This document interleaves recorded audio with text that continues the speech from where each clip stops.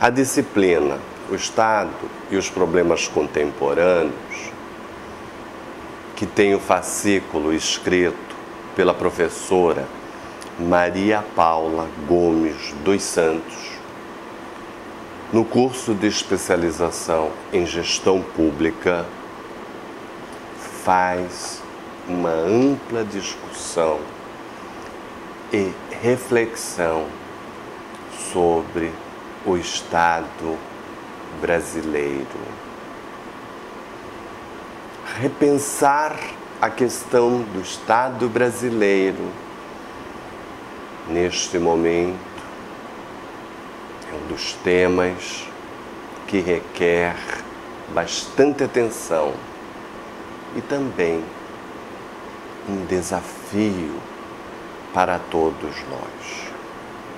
Durante o século XX, o Estado no Brasil passou por uma série de situações. Situações essas que nós todos não gostaríamos que se repetissem. Temos a lembrança de um Estado em algumas das fases do século XX de muita autoridade. E nesse sentido, politicamente, nós lutamos por um Estado cidadão, por um Estado democrático, por um Estado voltado para resolver as grandes questões sociais. Por questões sociais entendemos questões voltadas para a resolução da pobreza e da desigualdade social. E também um Estado voltado para a resolução das questões ambientais.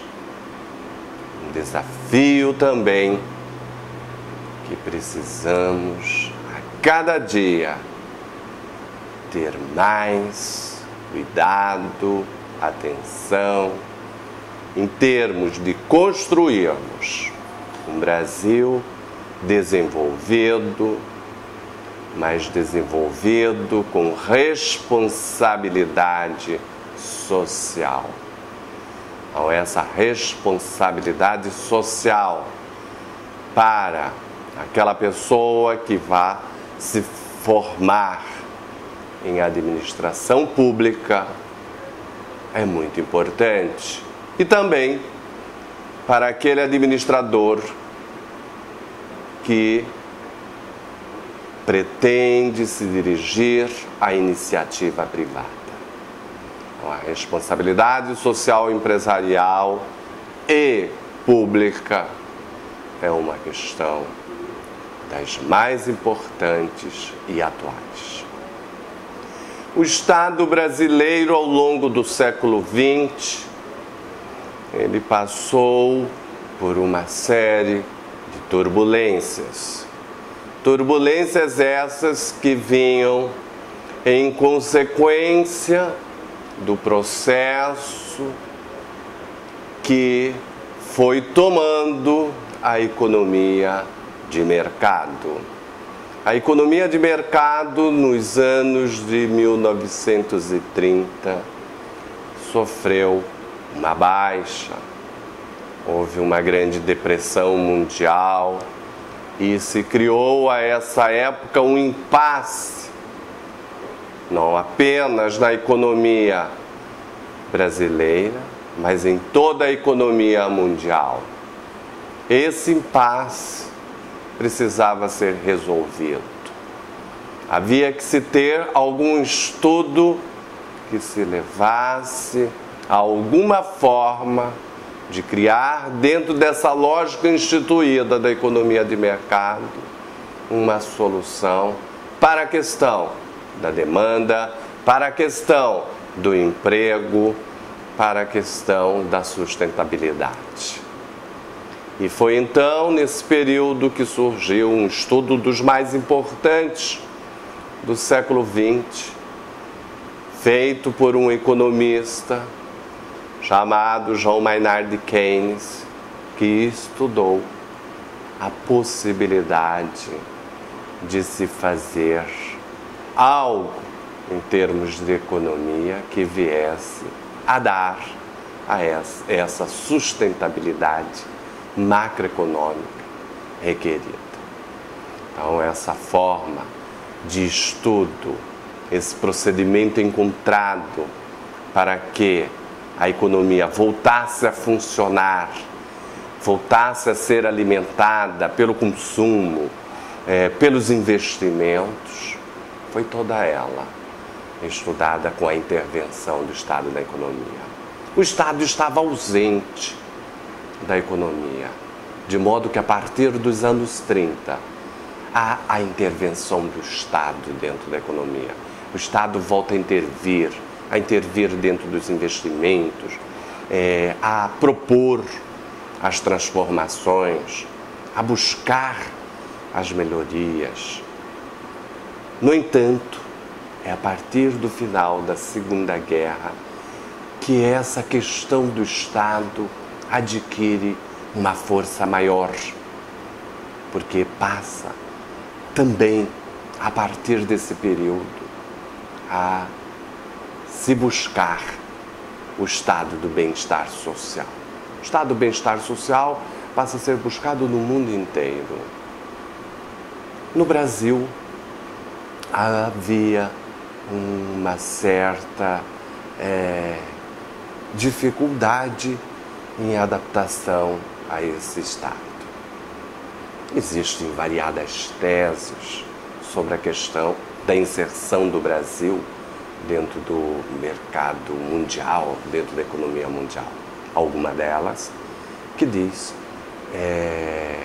termos nos inseridos de forma tardia, até porque, se voltarmos ao século XIX, nós demoramos muito a termos o trabalho assalariado dentro da nossa economia. E essa questão, ela foi crucial em termos de conseguirmos a industrialização, de conseguirmos um mercado mais amplo em termos de produção, em termos de tecnologia, em termos de produção voltada para a área da sua própria sustentabilidade. A escravidão, como todos sabem, ela foi só em 1888 que foi abolida.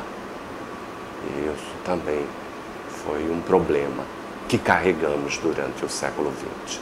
De modo que o estado do bem-estar social, que começa a ser buscado por todo o mundo, ele também vai chegar com um certo atraso dentro da economia brasileira.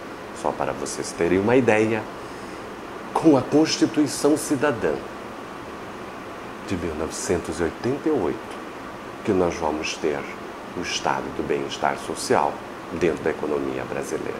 E é quando o mundo todo está, de certa forma, retirando um pouco da participação do Estado, da economia, e trabalhando de uma forma mais neoliberal.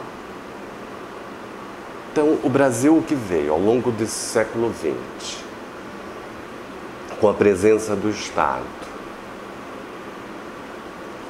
trabalhando a sua economia, chega aos anos 90, onde é colocado na sua Constituição Cidadã a valorização do bem-estar social, com o impasse de trabalhar dentro de uma economia sem a presença tão forte do Estado. De modo que os anos 90, o mundo inteiro reinaugura uma nova fase, que é a fase do Estado neoliberal. Então, com isso, quando terminamos esses anos 90, entramos nos anos 2000, há uma volta, de novo, à presença do Estado. O mundo passa a requerer uma certa presença do Estado e não deixar a economia mais apenas para o mercado. De modo que esta disciplina ela vai trazer para todos vocês um reencontro com o Estado, um reencontro com essa instituição importante nas nossas vidas, em termos de regularizar, administrar, gerir, buscar a melhor participação, equidade, e que todos nós possamos ter a melhor forma de vida, a melhor forma de organização em termos de saúde, de alimentação, de moradia, enfim, de todas as qualidades necessárias a que o ser humano possa ser respeitado da forma mais digna. E a forma mais digna é ter uma saúde muito bem estruturada, ter emprego e ter também a possibilidade de todos serem contemplados com moradias. Vários países trabalham cada qual de uma determinada forma. Existem uns que têm uma forma mais considerada mais pública, outra com uma participação menor e com outros com uma participação quase não perceptível, de uma forma muito liberal. De modo que neste curso, nesta disciplina, todos vocês poderão, assim, ter a oportunidade de refletir sobre o Estado brasileiro e o Estado em termos de outros países. Porque hoje nós estamos integrados, participamos de uma rede, o mundo está cada vez menor. Então, dentro de toda essa organização, dentro dessas relações de troca, dentro das relações internacionais que são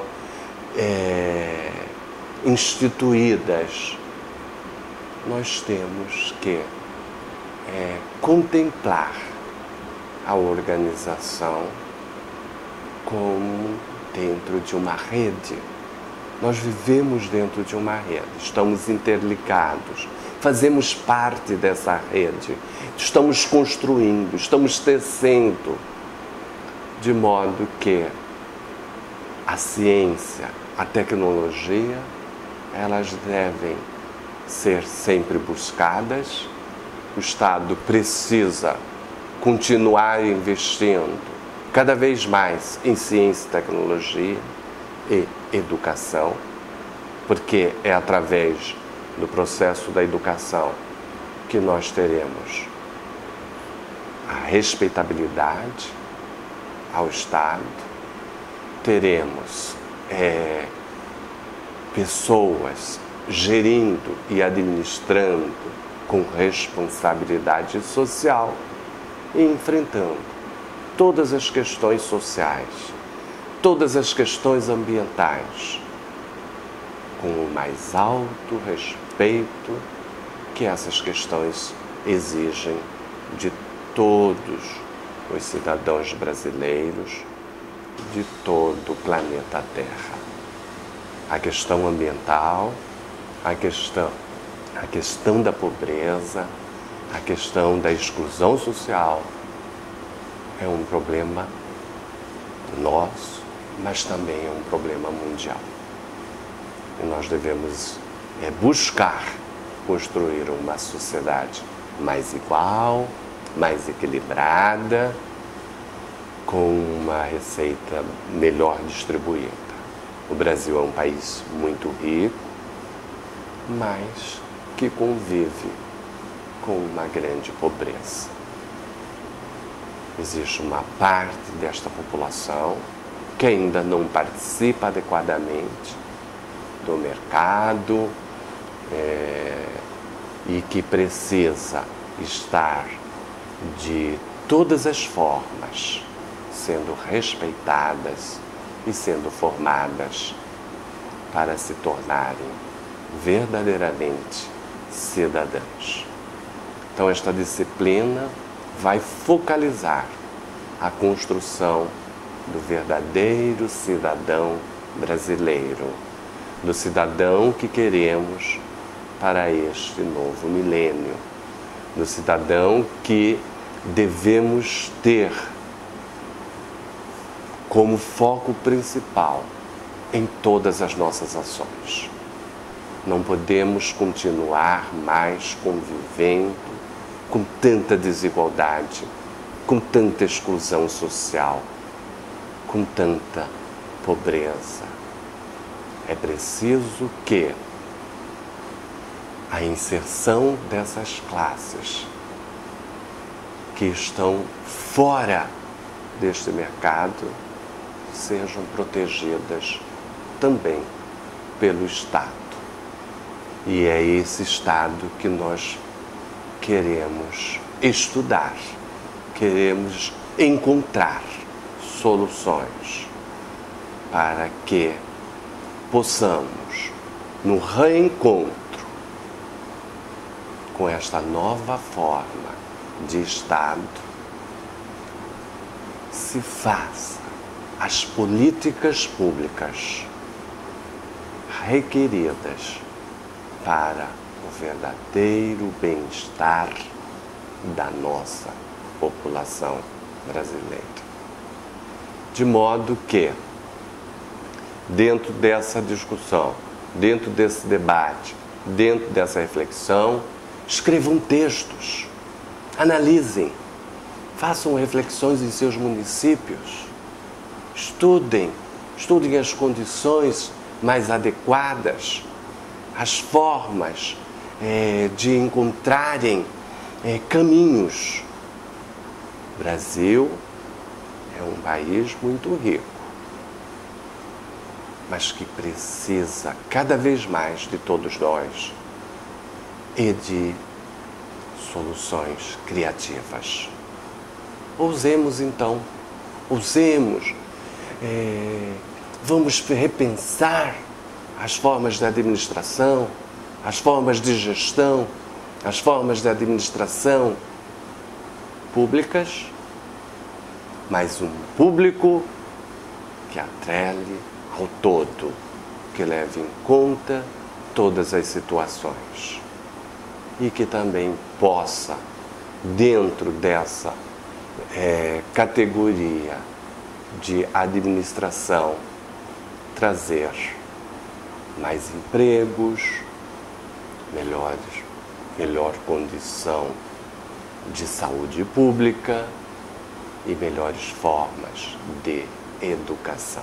De modo, então, que este curso, ele pretende que todos vocês conheçam a organização pública em termos de saúde e em termos de educação. Educação essa que é um dos marcos de conquista para a plenitude, volto a dizer, da formação do cidadão. A nossa participação nesse curso, ela está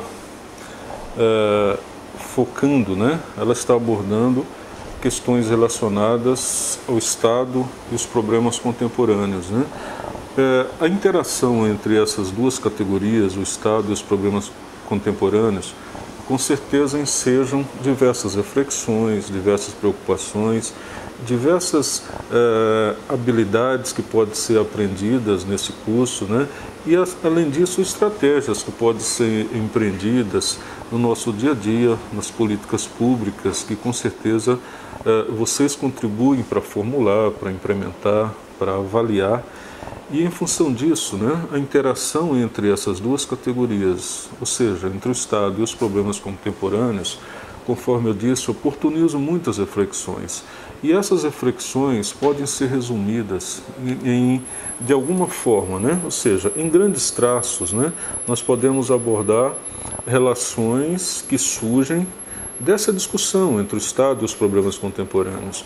O Estado, obviamente, em disciplinas oportunas, ele é compreendido em perspectiva teórica, em perspectiva aplicada, mas interagindo, né? Interagindo com políticas públicas, né? Políticas públicas que podem ser empreendidas para que se alcance determinados resultados que são desejáveis do ponto de vista social, ambiental, etc.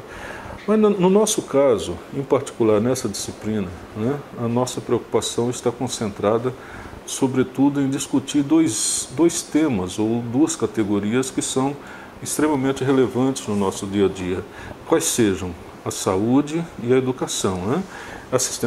Além disso, interações que essas categorias mantêm com outras, né, que conforme a gente facilmente verifica, essas categorias interagem com o mercado de trabalho, interagem com políticas públicas de geração de emprego, de renda, etc. Mas, em primeiro lugar, dentre essas categorias que são abordadas nessa disciplina, uma delas que merece, né, mais destaque nesse curso é a categoria educação, né? A categoria educação, ela contempla diversas perspectivas. Do ponto de vista teórico, nós podemos abordar a educação de diversas formas, né? Porém, nesse curso, né, ela está voltada, sobretudo, para uma perspectiva bem definida do ponto de vista teórico, né? Qual seja a educação enquanto instrumento, né, de inserção do trabalhador no mercado de trabalho. Mas é preciso realçar que a educação, em muitas outras perspectivas, ela conjuga muito mais o verbo ser do que o verbo ter. Ou seja, a educação é compreendida numa perspectiva muito mais ampla, né? E fundada em categorias de filosofia que empreendem e que mantêm relações bem definidas. Então, nessa perspectiva de conjugar muito mais o verbo ser do que o verbo... muito mais o verbo ter do que o verbo ser, ou seja, você está preocupado muito mais com a sua inserção no mercado de trabalho e, a partir dessa inserção, você verifica como que o mercado de trabalho está absorvendo essa sua inserção à medida que a economia... a venda da força de trabalho, né, pelos agentes econômicos é compreendida como uma venda de uma mercadoria qualquer. Então, nesse caso, o trabalhador, ele, ao ofertar sua força de trabalho, ele está preocupado, sobretudo, se há demanda para essa mercadoria que ele está tencionando vender, ou seja, ele está tencionando vender a sua força de trabalho, portanto, ele está preocupado em identificar se há compradores para essa força de trabalho. E nessa linha, né, contemplando visões que perpassam diversas discussões, a educação no ambiente brasileiro, na economia brasileira, no sistema educacional brasileiro, ela tem configurações que todos nós conhecemos, né? Que estamos, digamos, habituados a perceber no dia a dia essa configuração institucional de ensino infantil, ensino fundamental, ensino médio, ensino profissionalizante, ensino superior, e que contemplam, né, diversas outras ramificações, dentre as quais a ramificação do financiamento, né? É importante que a gente compreenda, né, como que a educação brasileira como que o sistema educacional brasileiro é financiado, e esse financiamento ele é subdividido entre os entes federados, ou seja, você tem uma parte que é de responsabilidade da União, outra parte dos estados, assim como uma terceira parte que é de responsabilidade dos municípios.